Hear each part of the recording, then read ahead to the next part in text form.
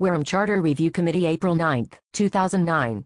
The following members were in attendance: Alan Slavin, Chairman; Mary Ann Silva, Clerk; Michael Jones, Lee Carmody, Edward Pasuixon, Board of Selectmen Liaison; Brenda Ekstrom. Len Gay arrived at 7 p.m. Absent were John Houghton, David Smith, and Finance Committee Liaison, Donna Brunk. The meeting was called to order by Alan Slavin, Chairman, at 6:05 p.m. The Secretary then distributed the minutes from the previous meeting. Mr. Slavin asked all present to take a few minutes to read the minutes before taking a vote. He then asked if there were any changes or amendments. Hearing none, at that point Lee Carmody moved that the minutes be accepted, and Mick Jones seconded. Alan called for the vote, and it was 4-0-1 to be accepted. Alan then distributed a list of organizations that he had obtained, stating that most were listed in the bylaws. He stated that we would need to try and make it work in order to meet with all individuals so that we could obtain their input. He then asked Lee Carmody if she had put together the guidelines for questions. Lee then distributed a three-part structure for obtaining information. She stated it was put together by Jack and her.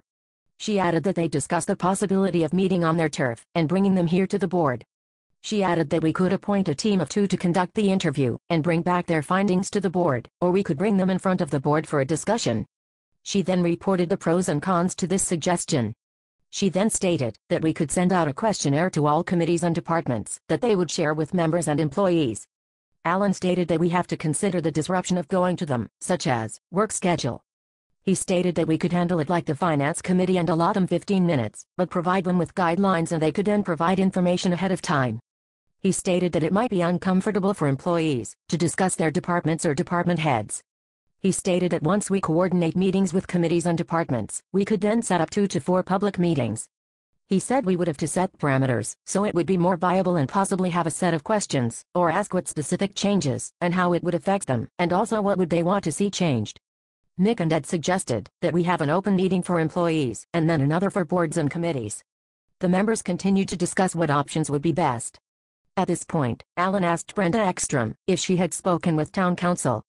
Brenda stated that she had talked with Lauren Goldberg from Kopelman and Page, who is the charter expert. She stated that Lauren informed her that there was a couple of ways to change the charter. First, for a complete overhaul, you would want a home rule petition which, once passed at town meeting, would go the legislatures for approval and then be brought to a ballot to be ratified by voters. She added that the smaller changes could be accomplished by what Mary Ann had handed out to board members. Brenda stated that Lauren was willing to attend our next meeting, personally, to go over what we can and can't accomplish. She stated that we would not need to conduct a dual process regarding the petition process. She added that any major changes would need consistent PR. She stated that Lauren stated that we would follow Chapter 43B, Section 10, Home Rule Guidelines.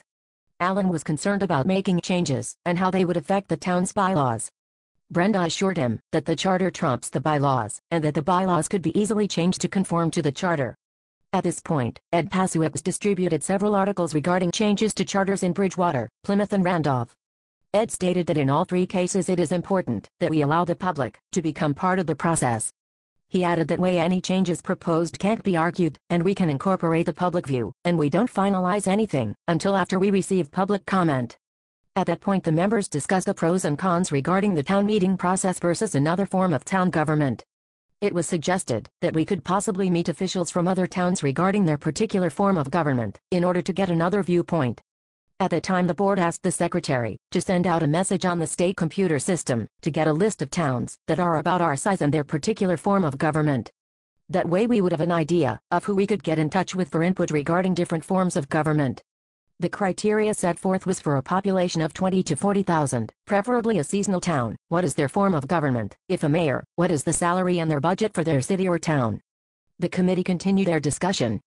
Alan then stated that as soon as Brenda informs him regarding Lauren Goldberg, that he would email everyone.